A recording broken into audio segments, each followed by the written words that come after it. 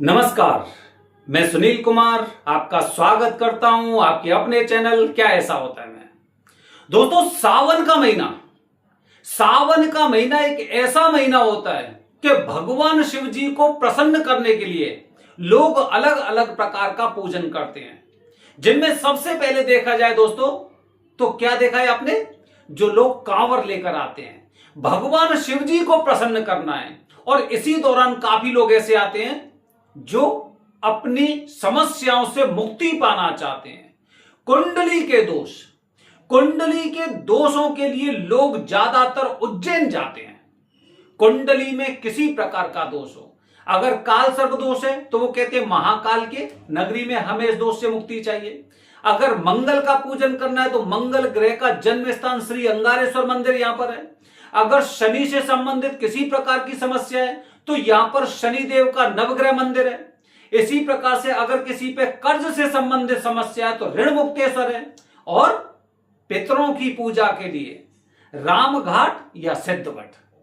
तो दोस्तों, सावन के महीने में पूरे भारतवर्ष में सबसे ज्यादा भीड़ उज्जैन में होती है, क्योंकि जरूरी नहीं कि कालसर्प दोष की पूजा के लिए त्र्यंबकेश्वर जाएं। हो सकता है इनकी कुंडली में और भी दोष ऐसे हैं जिनका निवारण इनका उज्जैन में ही होना है। तो दोस्तों, यदि आप भी कालसर्प दोष का पूजन उज्जैन में करने वाले हैं तो यह वीडियो आपने नहीं देखी तो निश्चित रूप से आप निराश होकर लौट के आएंगे, या फिर बहुत सी जानकारी आपको बाद में पता चलेगी और फिर बाद में आप पछता भी सकते हैं। दोस्तों, कालसर्प दोष के लिए मान्यता है कि हमेशा या तो त्र्यंबकेश्वर में पूजन करिए या फिर उज्जैन में पूजन करिए। उज्जैन में भी पूजन कर सकते हैं, और जैसे जैसे उज्जैन में पूजन हो रहे हैं, विधि विधान से पूजन हो रहे हैं, उस तरह से लोगों को उसका फल भी बहुत अच्छा प्राप्त हो रहा है। दोस्तों, यहां की सबसे बड़ी खास बात क्या है? यहां की सबसे बड़ी खास बात यह है कि यहां पर पूजन मंदिर में होते हैं। अगर महाकाल मंदिर के अंदर आपका पूजन संभव नहीं है तो महाकाल बाबा के लगभग बराबर के मान सकते हैं, जो 84 महादेव है। स्वयंभू की बात कर रहा हूं। अच्छा, हम केवल स्वयंभू की बात करते हैं, हम जो मंदिर स्थापित किए गए उनकी बात नहीं कर रहे अभी, ठीक है। जब हम उज्जैन जैसी नगरी में आ रहे हैं तो फिर हम या तो महाकाल बाबा के पास पूजन करेंगे, या फिर महाकाल, आप जानते हैं महाकाल बाबा से पहले के भी यहां पर काफी स्वयंभू रूप में भगवान शिव जी बैठे हुए हैं। जैसे अगस्तेश्वर महादेव हो गए, च्यवनेश्वर महादेव हो गए, करकोटेश्वर महादेव हो गए, अंगारेश्वर महादेव हो गए। मतलब ये मंदिर ऐसे हैं, स्वयंभू हैं, इनका किसी ने निर्माण नहीं किया है, यहां पर किसी ने शिवलिंग को स्थापित नहीं किया है। ये मंदिर वो मंदिर है जहां पर शिव जी साक्षात रूप से स्वयं बैठे हुए हैं। स्वयंभू का मतलब ही ये होता है जो स्वतः यहां पर प्रकट हुए हैं। अब दोस्तों, गलतियां क्या होती हैं? गलतियां ये होती हैं कि काफी बार हमें पूजा से संबंधित जानकारी नहीं होती। आप में से न जाने कितने लोग ऐसे होंगे, उज्जैन का टिकट करवा दिया, उज्जैन पहुंच गए, ये पता नहीं पूजन कब होगा, ये पता नहीं पूजन कहां पर करना चाहिए, किस प्रकार का पूजन श्रेष्ठ रहता है, आप में से किसी को जानकारी नहीं होगी। अभी मेरी बात मानिए, आप गूगल पर या यूट्यूब पर किसी प्रकार का वीडियो देखिए या फिर उस पर सर्च करिए कि जो लोग उज्जैन में कालसर्प दोष का पूजन करवाते हैं। यहां का सबसे बड़ा भ्रम, बल्कि पूरी पृथ्वी का सबसे बड़ा भ्रम यह है कि उज्जैन में, हरिद्वार में, प्रयागराज में लोग क्या कहते हैं कि कालसर्प दोष का पूजन घाट पर करना चाहिए। कालसर्प दोष का पूजन घाट पर करना चाहिए, कभी नहीं करना चाहिए। वरदानी पंडित जी ट्रस्ट कहता है कभी नहीं करना चाहिए। वजह क्या है? अगर घाट पर पूजन होता तो फिर त्र्यंबकेश्वर में भी घाट पर ही पूजन होता, क्योंकि जो मुख्य स्थान है जहां से इस पूजन की शुरुआत हुई। अगर घाट पर पूजन होता तो फिर श्रीकालाहस्ती तिरुपति बालाजी के पास एक मंदिर है भगवान शिव जी का, जो राहु केतु से संबंधित समस्याओं के लिए है। तो यहां पर भी पूजन मंदिर में नहीं होता, घाट पर होता। जो दोनों मुख्य स्थान है, यहां पर अगर घाट पर पूजन नहीं हो रहा है तो फिर उज्जैन में आप क्यों करने की बोल रहे हैं? यह आपको सवाल उनसे पूछना चाहिए। दोस्तों, घाट पर हमेशा कहीं पर भी जाइए, पूरे भारतवर्ष में जाइए, घाट केवल पितरों का स्थान बताया जाता है। यहां पर अशुभ कर्म होते हैं, जैसे कि तर्पण हो गया, पिंडदान हो गया, इस तरह की चीजें घाट पर होती हैं। हमें सबसे ज्यादा मूर्ख इसी बात पर बनाया जाता है कि घाट पर पूजन करिए। अब घाट पर पूजन करने के लिए वैसे तो लोग मतलब नहीं मानेंगे, वैसे लोग आपकी बात नहीं मानेंगे। अब इसके साथ एक चीज और उनके ऊपर थोप दी। क्या थोप दी? कि नाग नागिन का जोड़ा आपको नदी में प्रवाहित करना चाहिए। नाग नागिन का जोड़ा नदी में क्यों प्रवाहित किया जाता है, इसका भी शास्त्रों में किसी प्रकार का कोई प्रमाण नहीं है, शायद आपको नहीं जानकारी होगी। 9 प्रकार के नाग से 12 प्रकार के काल सर्प दोष होते हैं, 12 प्रकार के। लेकिन इसमें कहीं पे भी जो 9 तरह के नाग है उसमें कहीं पे भी नागिन का जिक्र नहीं है। तो फिर कौन से नागिन का? जैसे कि 9 प्रकार के नाग कौन से होते हैं? आपने नाग स्तोत्रम पढ़ा होगा। नाग स्तोत्रम कौन सा है? ओम अनंतम वासुकी शेषम पद्मनाभम च कंबलम शंखपालम धृतराष्ट्रम कालियम तक्षकम तथा। मतलब इस श्लोक में आप देखेंगे तो 9 प्रकार के नाग हैं, कहीं पर भी नागिन का जिक्र नहीं है। अगर आपने नाग नागिन का जोड़ा प्रवाहित किया है तो बताइए वो अनंत था, वो करकोटक था, वो तक्षक था, वो शंखचूड़ था, कौन सा था? कौन सा आपने नाग नागिन का जोड़ा इसमें प्रवाहित किया, फिर अन्य क्यों छोड़ दिए? ये आपको पहले सोचना चाहिए। उज्जैन आने के बाद लोगों को पूजा का फल अक्सर इसीलिए नहीं मिलता है क्योंकि ये लोग, इनको स्थान के बारे में जानकारी नहीं है।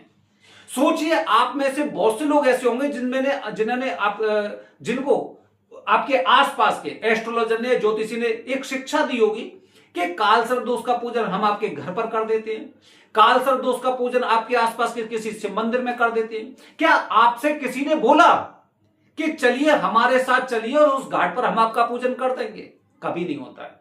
तो ये सबसे बड़ा मिथ होता है कि हम बड़ी श्रद्धा के साथ उज्जैन पहुंचते हैं और उज्जैन पहुंचने के पश्चात हमारे सबसे पहले हम इन सब चीजों से चूक जाते हैं कि हम मुख्य स्थान पर पूजन नहीं कर पाते हैं। यह सबसे बड़ी समस्या होती है। दूसरी बात दोस्तों, अपने पंडित जी से दूसरा सवाल जरूर पूछना, जरूर पूछना। दूसरा सवाल यह है, क्या पूजा का मुहूर्त है या नहीं है? लोग कहते हैं, यहां पे उज्जैन में लोग कहते हैं कि यहां पर कभी भी आइए और कभी भी पूजन करिए। यह कौन सा तरीका है? क्या पूजा का मुहूर्त नहीं देखा जाता? क्यों नहीं देखा जाता?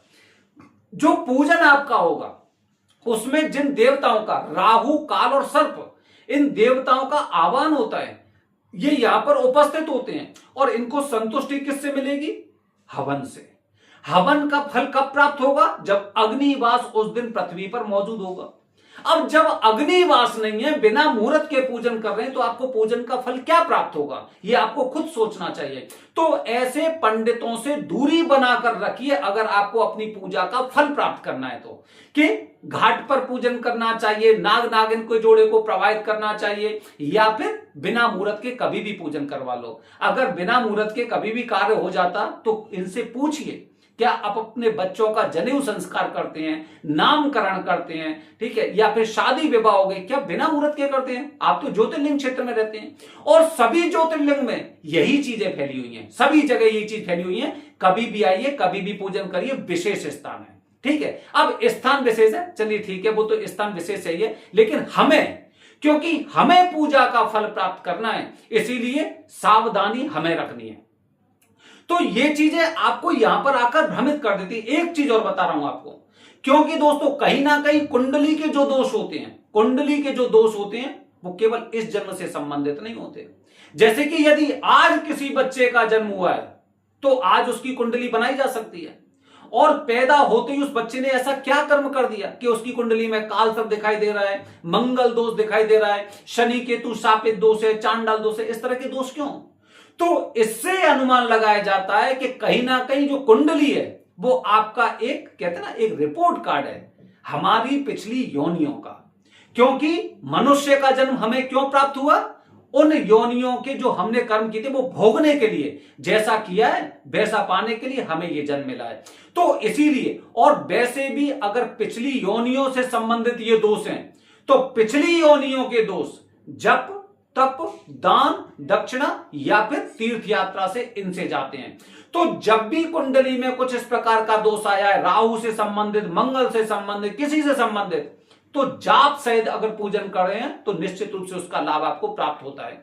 ये कोई नहीं बताएगा आपको, सब बताएंगे। क्या बताएंगे? हम 2100 में पूजन कर देंगे, हम 2500 में कर देंगे, हम 3000 में पूजन कर देंगे। लेकिन कहां कर देंगे? पहले पूजा की जानकारी तो दीजिए। आपको तो पूजा करने वाले, आपको तो पूजा की जानकारी नहीं है, फिर आप हमारा क्या पूजन करेंगे? आपके पास मुहूर्त नहीं है, आप ये कह रहे हैं कि घाट पर पूजन करने चाहिए। बताइए कहां पर होते हैं घाट पर पूजन? नाग नागिन को प्रवाहित करना चाहिए, बताओ कौन सा नाग है जिसका आप करने वाले हैं, है ना? तो ये चीजें आपको पूछनी चाहिए और ये चीजें आपको समझनी चाहिए। दोस्तों, सस्ती पूजा एक अलग चीज होती है। सस्ती मत देखिए। अगर हम कहीं ना कहीं पिछली योनि से संबंधित चीजों से मुक्ति पाना चाहते हैं तो सस्ता नहीं, उसका इलाज, उसका निवारण के बारे में आपको सबसे पहले सोचना चाहिए। दोस्तों, ये वरदानी पंडित जी का ट्रस्ट है। सबसे पहले हम आपको जानकारी देते हैं। उज्जैन जा रहे हैं, ऐसे ही चले जाएंगे? क्यों चले जाएंगे? कुंडली के दोष हैं। जो वहां के महाराज धीराज महाकाल बाबा बैठे हैं, घर से अर्जी लगाई जाती है, उनसे प्रार्थना की जाती है। घर से कुछ चलने से पहले कुछ नियम होते हैं। वो नियम कहां बताए? कोई नहीं बताएगा आपको नियम। यही हो रहा है दोस्तों, यही सालों से यही चलता रहा है। हम लोग बिना मुहूर्त के पहुंच जाते हैं, वो बिना मुहूर्त के पूजन कर देते हैं, कहीं पर किसी भी स्थान पर बिठाकर पूजन कर देते हैं और बस हमें क्या बताया जाता है? नाग नागिन प्रभावित हो गए, अब आपकी कुंडली में ये दोष दिखाई नहीं देगा। ये अंधविश्वास है। आजकल सोशल मीडिया का जमाना है। आप अपने आप को थोड़ा सा ना तैयार करिए और पूजा करिए तो पूजा मुक्ति पाने के लिए करिए, उस दोष से बचने के लिए नहीं। क्योंकि जिन चीजों से हम बचेंगे आगे भयंकर रूप धारण करके आपके सामने खड़ा होगा।